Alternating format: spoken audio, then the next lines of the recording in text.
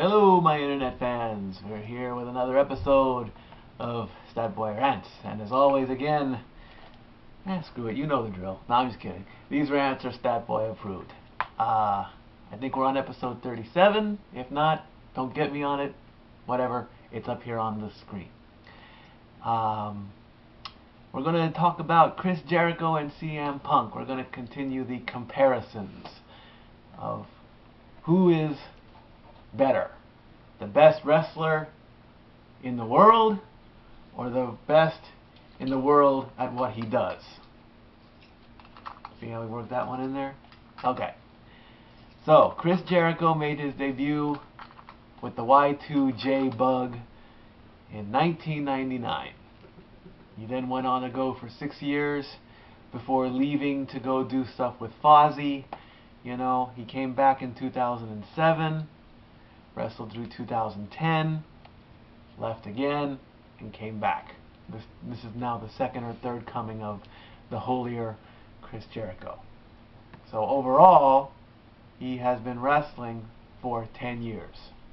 12 years total, 10 years active, 2 years doing stuff with Fozzy, Dancing with the Stars, that hideous dropout game show on ABC, which, let's face it, was purely hideous. I mean, come on. What kind of a game show, you know? Oh, we're gonna take all these cool prizes and we're gonna drop them over a 50-story building that you don't win. Although it was fun to see a TV smash into pieces. That was kind of fun. And then I think they even dropped money at one point. CM Punk made his debut in ECW under the control of WWE in 2006. So, 10 years active versus 6 years straight. Jericho gets the edge in experience. As far as championships go, Chris Jericho, of course, the first ever undisputed WWF champion, and let's not forget that stat, because every time during some point of his career, he always lets us know that he beat Stone Cold Steve Austin and The Rock in the same night, December 9th, 1990... 2001. Thank you, Jeff Meacham.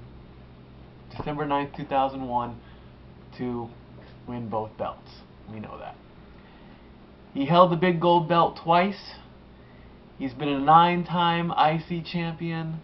He's been a 5-time World Tag Team champion, and he's put his name in his tag team twice, I think, or it was Jericho and something else. I don't remember the other one. A 2-time SmackDown World Tag, 2-time WWE Tag Team Championship. He held the Euro belt, and he had a hardcore reign as well. 9, 11, 13, 18, 22 accomplishments. Punk has been the ECW champ, 2 or 3 WWE champ, depending on how you want to call the situation with Cena. So it's 2 or 3. Pick and choose. I'm not going to argue that one. A tag team championship, an IC title, and he's won Money in the Bank twice. Jericho gets the edge in the titles.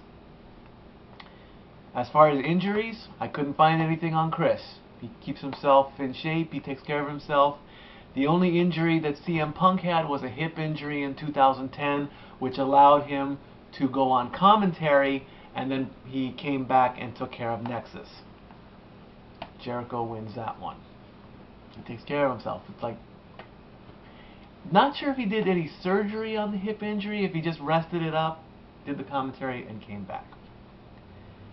Wrestlemania matches. Jericho has competed in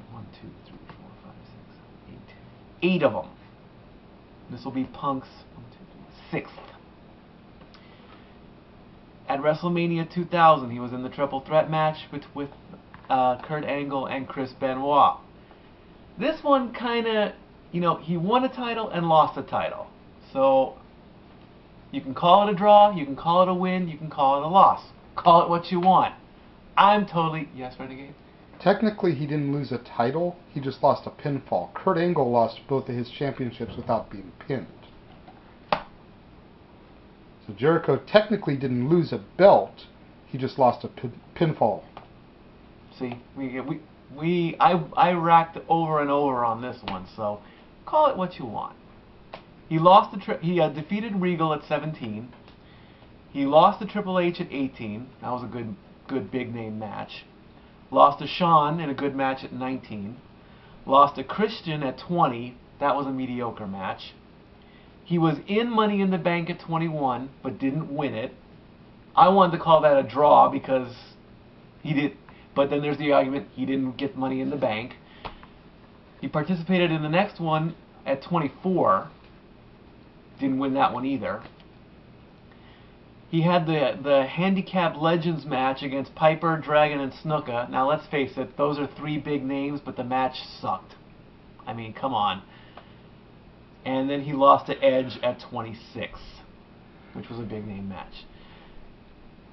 Yes, Mr. Jeff Meacham? He beat Edge at 26 to retain the title. Did I say lost? Yes. I meant defeated, I'm sorry. Okay. I apologize. I was like, wait a minute. I apologize, I looked over my notes too quickly. And the Legends match was craptastic until it got to Ricky Steamboat. When it got to the Steamboat Jericho match, that part was epic. So, by my personal stuff, I've got it 3-3-2. Again, you can argue this till you're blue in the face. Put them in the comment boxes on how you want to call this. Punk, of course, has participated in 3 back-to-back Money in the Banks. He's won 2 of them. He participated in 23, but didn't win it. And then he lost to Ray and he lost to Orton at 26 and 27. So this will be his 6th straight WrestleMania. 7th.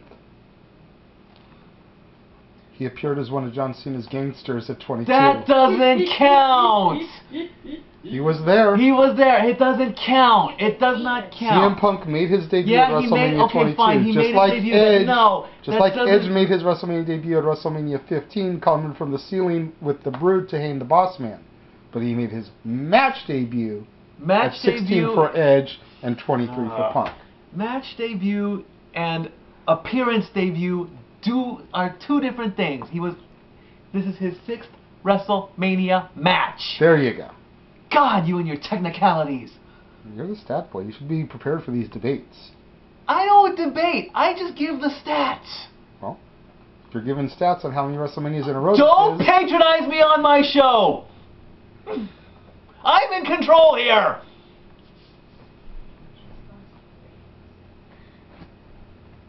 And put a shirt on, Meacham. God, man. That's it. Bust out my nudity. There you You're go. welcome. Thank you. Thank you. Hotter. I've got a red, half-naked ginger on. And I'll be glad you're not seeing this one. Put that in the comment box. So, stat-wise, Jericho takes the cake. He takes care of. And apparently Meacham eats it anyway. Yeah. With sprinkles and chocolate on top too. He's got to put and let's not forget the coconut shavings and the cream-filled donuts too. Oh God! Oh God! Cream's all gross, dude. No. Fine strawberry. See, now I'm talking about donuts. I want donuts now. Jesus. So anyway, stat-wise, Scott is the better wrestler. But of course, you want to throw the personality factor in there.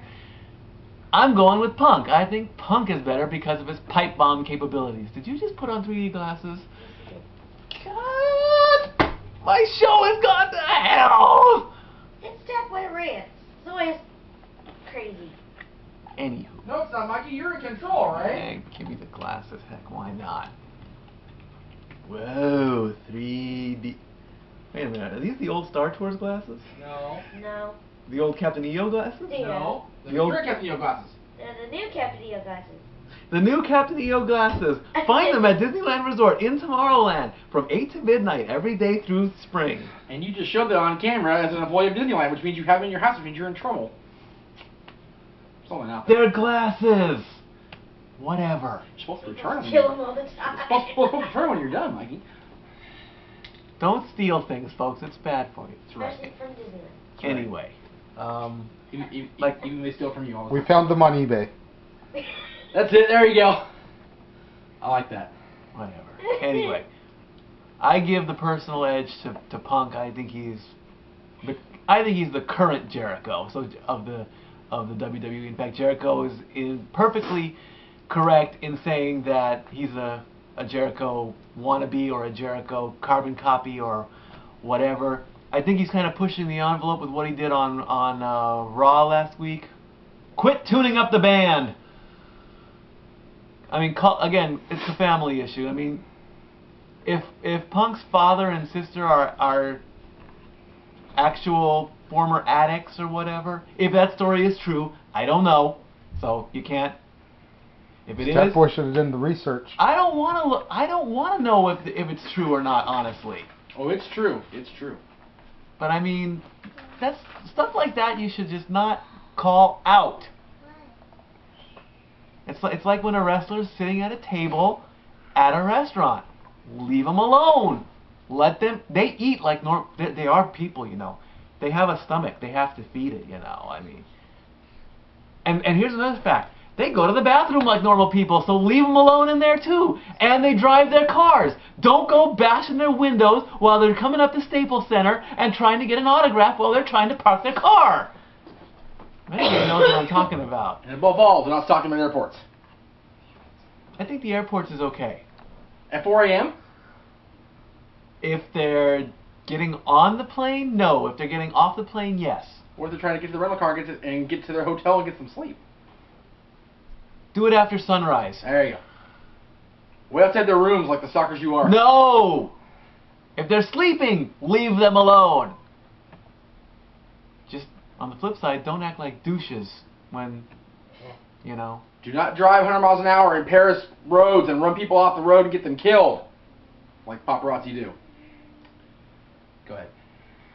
What story was that? Princess Diana, dude! Oh, yeah. Oh, yeah. Like it's such an unknown story. That story's so 10 years ago. 15? Whatever! Come on, staff boy! Thank you, Jade. You said that perfectly. But he already knows that. Anyway, WrestleMania is less than 2 weeks away, almost a week away, or a week and a half, or however many days it is.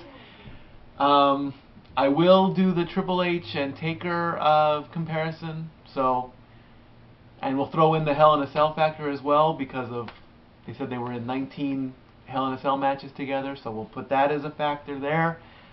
Also, which came out on WWE.com, the list of inductors to the inductees is out. Check that out. I'm not going to give you the spoilers. Look it up. Some of them are good, some of them are bad.